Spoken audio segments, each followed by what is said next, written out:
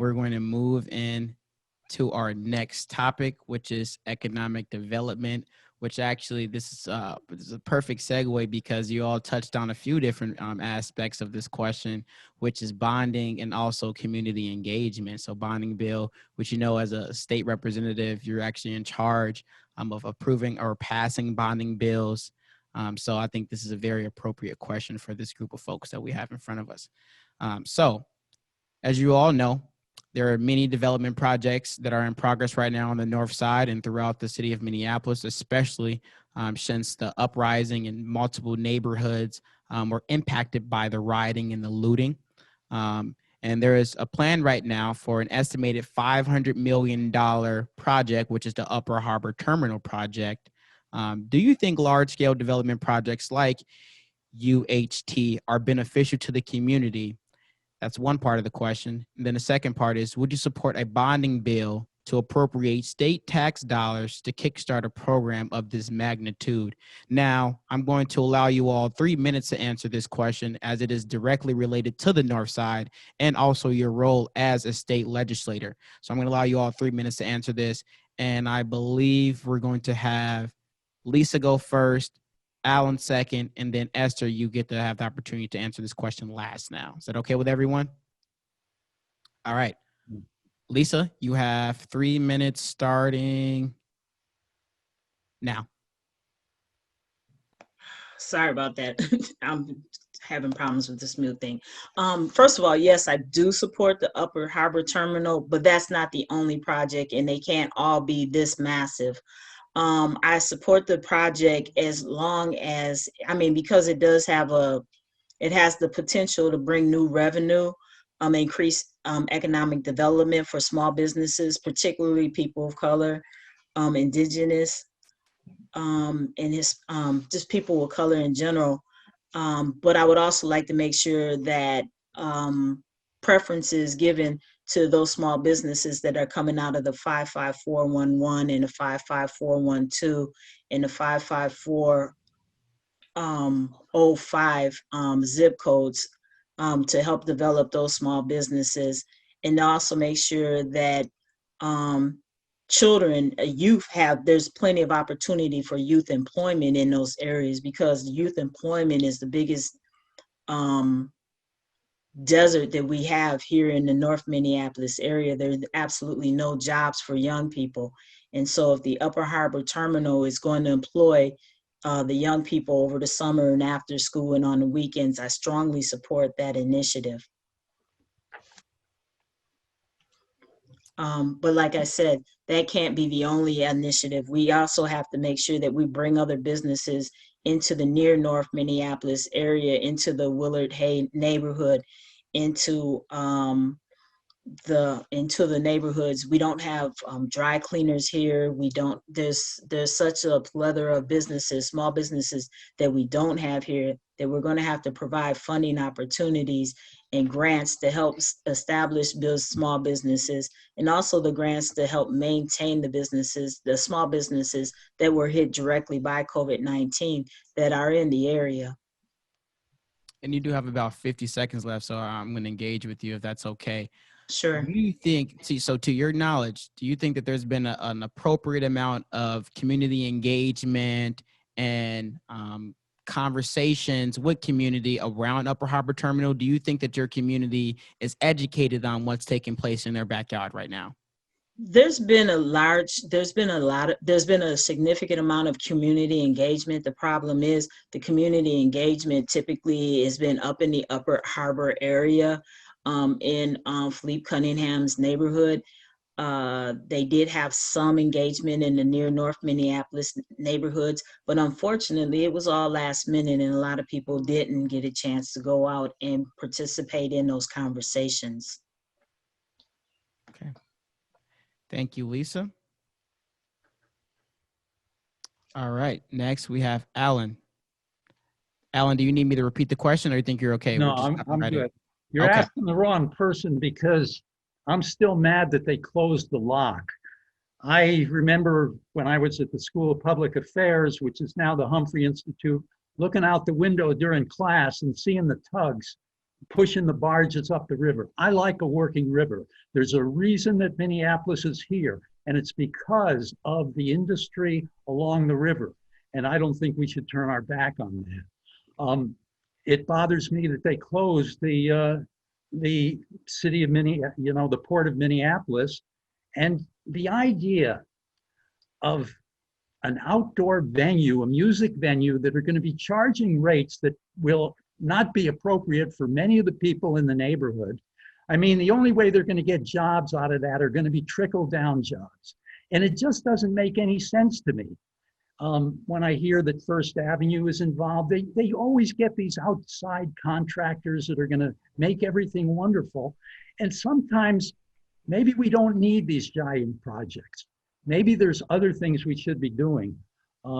I just don't feel this one is appropriate. It's sort of a entertainment gentrification project that it seems to me. And I got to admit, I'm not totally fully educated on it, but I'm not comfortable with it.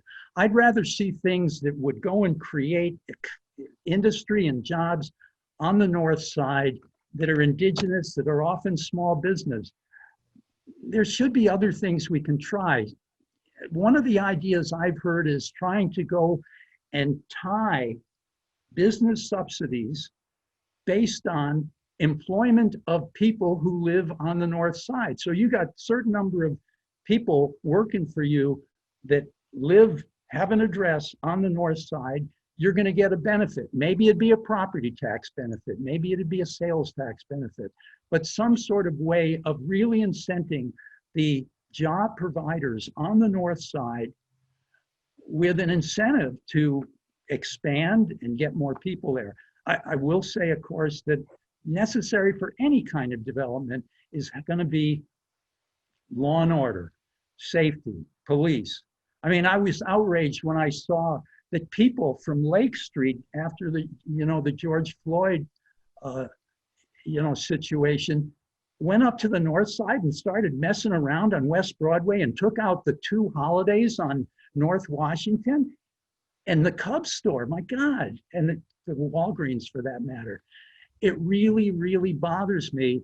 And it's that kind of thing which makes it hard to keep businesses there. In my time, I remember when Target was up there where the Cub is now.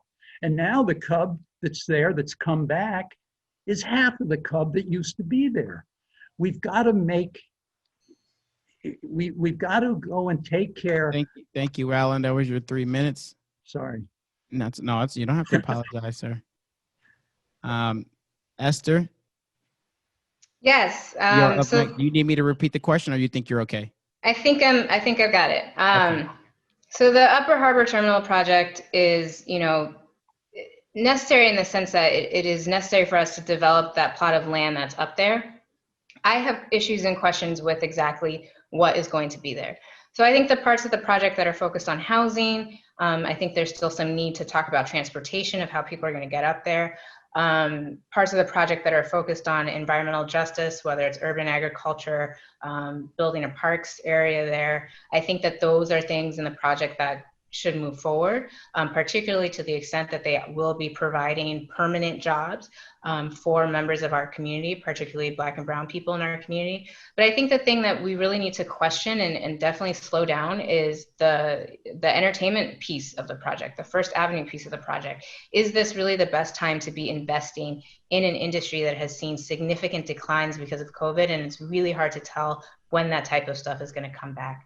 In the sense then of what else could be done up there, I think that this is an opportunity for us to engage the community from the beginning. I think part of the questions that surround the Upper Harbor Tunnel project is that it was presented kind of, fully baked to the community and trying to shoehorn in, people's approval. And obviously there's a lot of questions still surrounding it. There's still a lot of issues that need to be addressed. I think, as I mentioned, transportation is a really big one of it. And then also just making sure how we are inviting in and including our Black and Brown business owners, making sure that those jobs are permanent all the way through. So while I think that there's definitely parts of the project that can move forward and should move forward. I think that there are pieces of the project that we should also slow down on and look at re-engaging that and figuring out what is actually going to be the most useful and the most beneficial to this district and to the surrounding communities where that area is. And you still do have a minute left, so if you're okay with it, I'll engage you as well. Go ahead. Do you think, to your knowledge, that there's been a fair amount of community conversations, community inputs based around Upper Harbor Terminal, and do you think that the community is actually aware of what's actually taking place? I would say that there has been engagement. I think a lot of it has kind of come in on the back end though. And so I think, again, with COVID, we're, reassessing a lot of things. So I think this is an opportunity to continue that dialogue and that engagement, bringing more people into the conversation. So that way people understand exactly what's happening there. They know about the housing project up there. They know that there's still a need for transportation up there, and that they understand kind of what can happen with urban agriculture up there. So yeah, I think there's always still more room for conversation.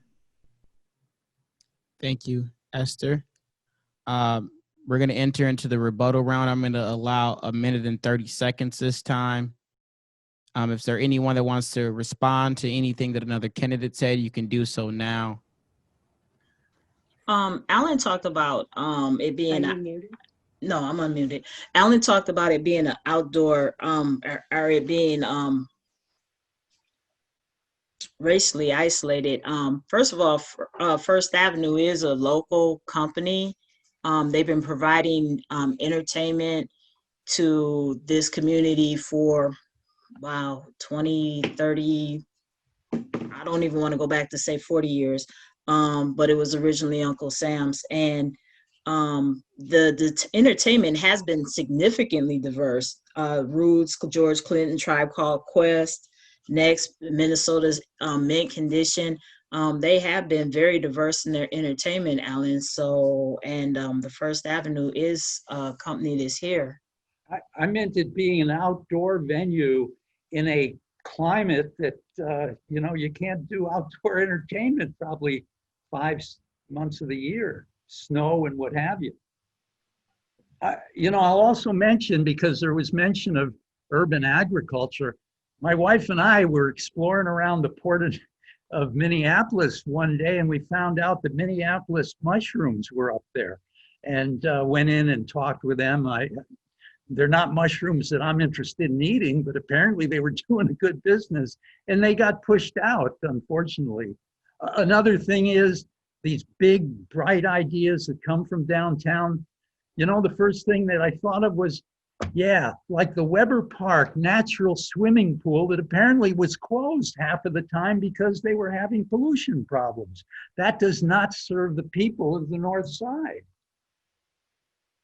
Thank you, Alan. But jobs do serve the people in the North Side. Yeah. And it has the potential of providing significant amount of summer jobs for youth that don't have employment right now. I'm wondering if those will be the trickle-down jobs that the entertainment and hospitality industry typically has. I'd like to see other things which can be long-term, well-paying, middle-class supporting career jobs. Well, right. And I think that that's part of the reason why, the urban agriculture aspect is important, the transportation aspect is important, and the housing aspect is important, because those can start to provide some of those permanent jobs, those well-paying jobs for people to really benefit from this development piece. Now, there's a lot, I'm going to extend the time on this one for a few minutes because I think this is a very important question, actually. There's people who are in opposition of the Upper Harbor Terminal project. A lot of them say that large-scale projects like this causes gentrification, which we all know pushes people out of their homes when they can't afford the increased property tax or the rental prices that inevitably comes with having these large-scale development projects. Do you all see it that way? Do you think that a large-scale project like this is going to kick people out of their homes? And if so, what is the plan to prevent that from happening? I don't think a large-scale project is always necessary to kick people out of their homes. I think when it's done in an intentional way, when it's done to focus to make sure that there are opportunities for our neighbors, that's when these projects can be beneficial. And I think that's why there's a lot of questions from the opposition is about, where are those property taxes going? How much are they affecting the community? Are people going to be able to stay? And if we tackle those questions from the beginning, then that is what will ensure that we have less displacement and less gentrification from something like this. But it has to start with community engagement from the beginning. It can't just be something that is brought in and then changes. So Thank you, Esther. Lisa, you want to respond to that? The whole collaborative plan is on the website. It is on a transportation line that is accessible to young people and other people that live in this community. And to my knowledge, and I'm not quite sure, no, I am quite sure, there's no housing up there right now. There's no homes up there for it to be displacing. Nobody lives up there. They're building housing. They're going to build mixed income housing up there. So as far as gentrifying the area, I mean, I don't know who they're going to gentrify, and I don't know who they're moving out of their homes because nobody lives up there now. I think the concern is that it's such a close proximity to a lot of housing that's on Northside Minneapolis, that is going to trickle over into that community and cause those property taxes to be increased because of the close proximity to the actual project development site. I would imagine that the property taxes that are going to be increased are going to be the homes or the condos and the apartments downtown in Minneapolis. I think that's probably where the more significant increase is going to go as far as property taxes, not necessarily this area. Thank you, Lisa. Alan? Yeah, I'll just say that I would rather see, maybe I'm old-fashioned, traditional industrial uses, because I think that is the greatest way to deliver middle-class supporting jobs. I use the word gentrification. It's sort of entertainment gentrification. And I just wish we could find businesses that could, come in and do this. I've driven as a database consultant out to Rogers, Minnesota, over into Robbinsdale, to machine job shops or to plastic extruders. And these are businesses that traditionally used to be in the cities that would make jobs for the residents of the city, and they were good jobs. And they still exist here in Minnesota. I've seen them. That's the time, Alan. Thank you. Thank you, Esther. Thank you, Lisa.